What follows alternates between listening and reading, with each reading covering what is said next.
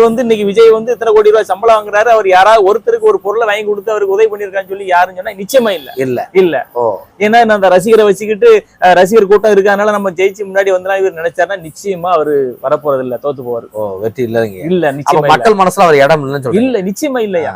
ஏன்னா நீங்க சொல்லக்கூடிய விஷயம் என்னன்னா, ஒவ்வொரு ஆபத்து காலத்துல யாருக்காவது மக்களுக்கு ஏதாவது ஏழைப்பாடுகளுக்கு ஏதாவது செஞ்சிருந்தா நிச்சயமா செஞ்சிருந்தாலும் கூட அவர் செஞ்சிருக்காருயா, நாளை முதல்ல வந்து அவர் செய்வாரு அப்படின்னு என்ன வரும், நம்பிக்கை இருக்கும். காவேரி நீர் பிரச்சனைல கூட வாயை திறக்கவில்லை. ஏன்னா நம்ம விஜயகாந்த் ஐயா பேசினாரு, போராட்டம் பண்ணாரு. ஏன்னா அவர் இருக்கிறாரு, அவர் நடிச்சுட்டு இருக்காரு. அந்த நேரம் கூட அவர் போராட்டம் பண்ணாரு. ஆமா, ஏன்னா இது நம்ம இன்னைக்கு பாத்தீங்கன்னா தமிழ்நாட்டுல நடிகர்னு சொல்லிட்டீங்கன்னா சூப்பர் ஸ்டார் ரஜினி. ஆமா, அவரு கொண்டு கூட அவர் கண்டனம் பண்ணல, வாயை திறக்கல. அப்ப இவங்களோட நோக்கம் என்ன? சம்பாத்தியம். காரணம்னா இவங்களுடைய பணம் ஓடணும், சம்பாத்தியம் பண்ணணும். சரி, ஆமா, கோடிக்கணக்கில்